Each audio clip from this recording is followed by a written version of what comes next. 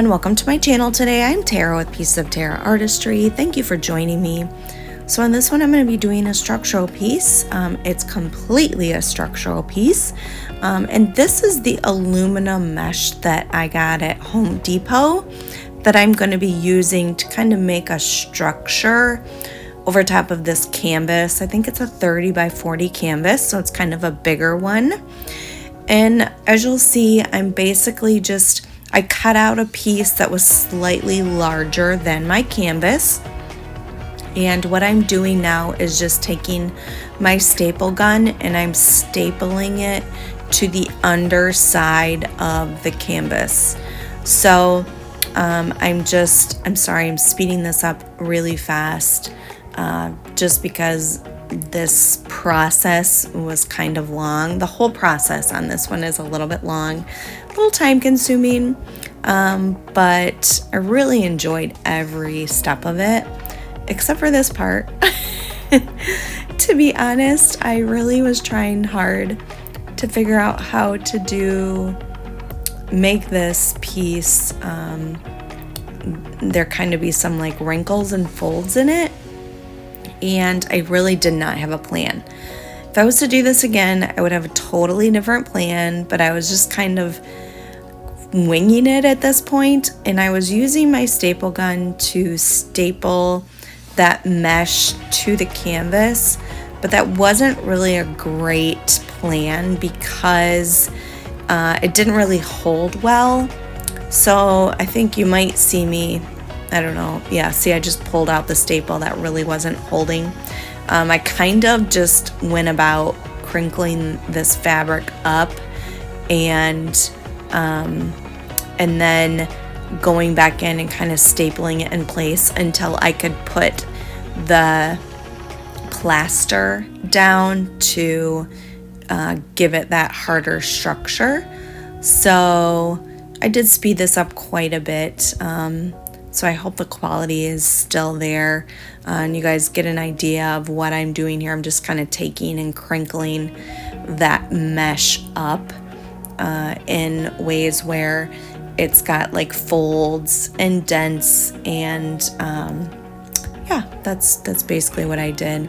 Again, if I was to do this again, I would probably do it more in folds like a fabric, but at this point I just really didn't know what my plan was, but I think it turned out well. I'm glad that I did it the way that I did because I learned so much from the whole process.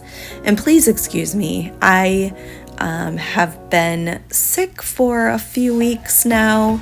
I was sick, and then I was feeling better, and then my husband was sick, and now I'm feeling bad again.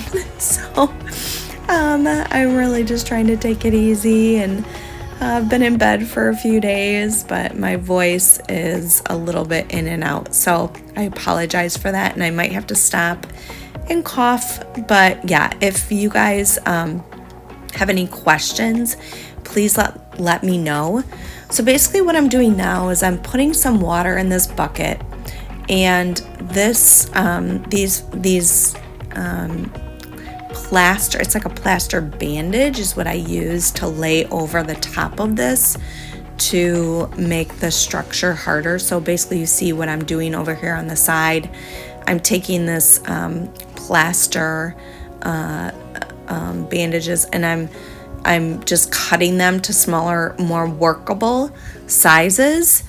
And then what I'm gonna do is, you see the bucket of water on the left over there. What you do is you take those plaster bandages and you completely submerge them in the water. So I didn't do a very good job of sharing this. It was kind of off. The area here that shows me dunking that is a little bit off camera, but you can kind of see here where I completely submerge it. I get it very wet, and now I am placing it over top of this mesh area. And then I use my fingers to kind of smooth it all down.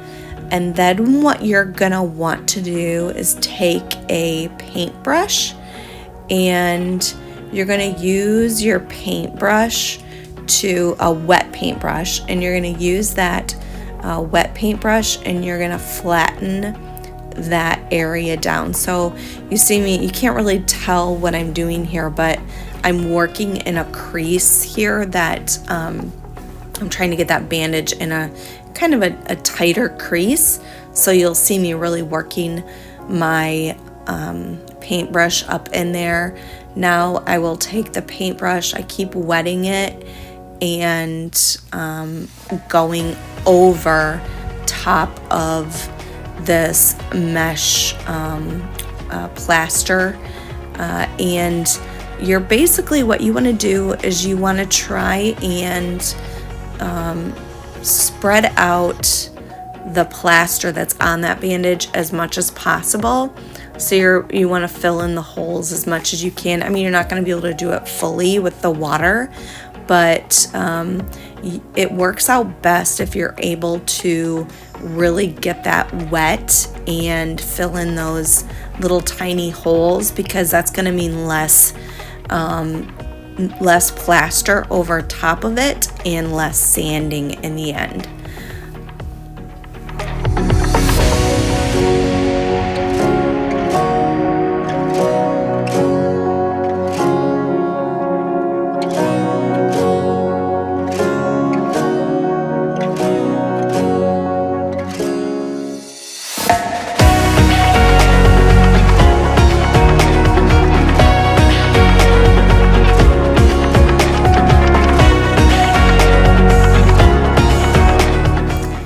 So I'm going to really speed this portion up because it is a little bit longer process, and you don't want to watch me for hours adding this plaster to this mesh structure.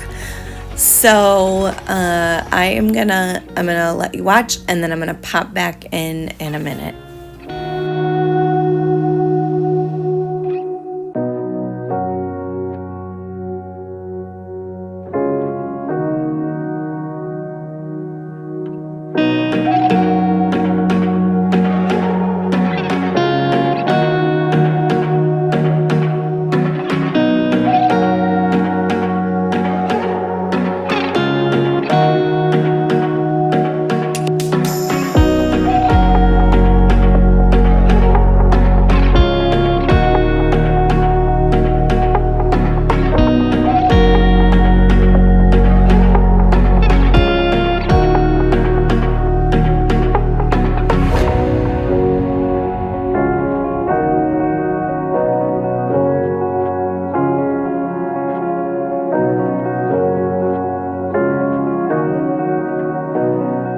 Okay, so after letting that dry for a good 24 hours, then I flipped it over, and now I'm gonna start adding the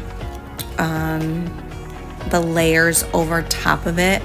Now, this mixture that you just saw me dipping my paintbrush in, that was a mixture of joint compound, plaster, wood glue or PVA glue, and white paint. So I'd seen some others use that combo, and I heard a lot about adding in thin layers.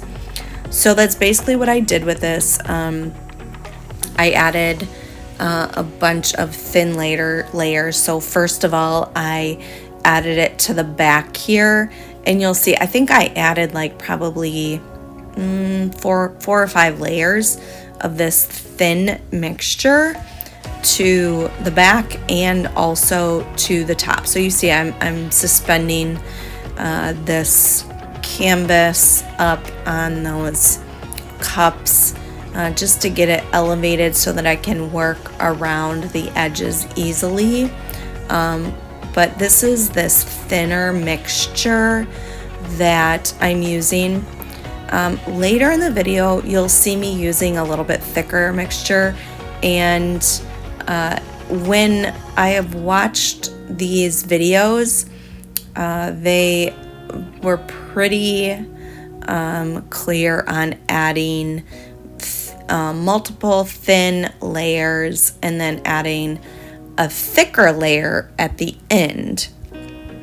Now, I think I would change that up a little bit. Not that I would add a very thick layers to begin with, but because I was letting my okay, so this is after a couple of, I think this is after maybe the first thin layer that I did. I let it sit for another 24 hours. You don't have to let it set that long, especially if you're doing thin layers. You could do probably 3 or 4 hours and then come back and do another layer. I just was, working a little bit slower. So this is a little bit thicker mixture than now that I'm using, and I honestly can't remember the exact mixture for this one. I think I used the same mixture that I started with, but without watering it down, which I wasn't really super happy with that mixture. It was what I had seen others use, and I didn't like the plaster added into it. So you'll see I show you a little bit later what I ended up using for my thicker layers and what I will definitely use more in the future. So what I am showing here though is what I was doing is I would add in a thicker layer, and then I would take a wet paintbrush and just go over top of that layer to smooth it out. So this is going to help you in the long run because it is going to smooth it out, so you're not going to have to do as much sanding in the end. This really wasn't a great what is the word? This wasn't a great demonstration of it. A demonstration, I didn't get a good demonstration of it in my later process. I will do that in future videos.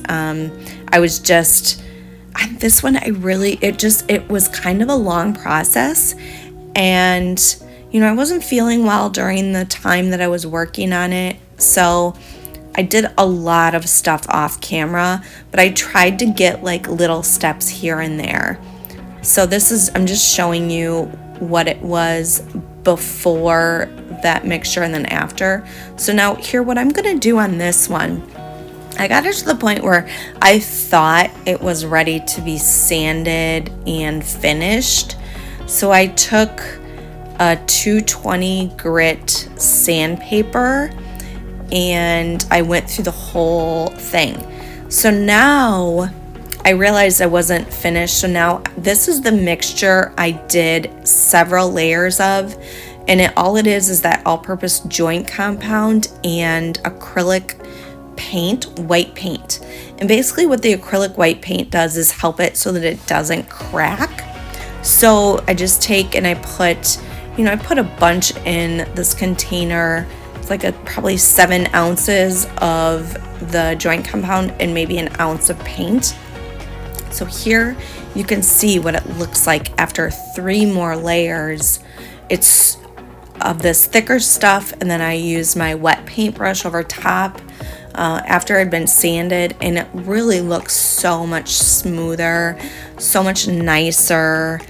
And then even the dry results of that, you can see there's brush marks, but the overall look of it is so much nicer with this thicker compound. And I waited, you don't have to wait 24 hours in between each layer. I did because I was just kind of working on it when I had time.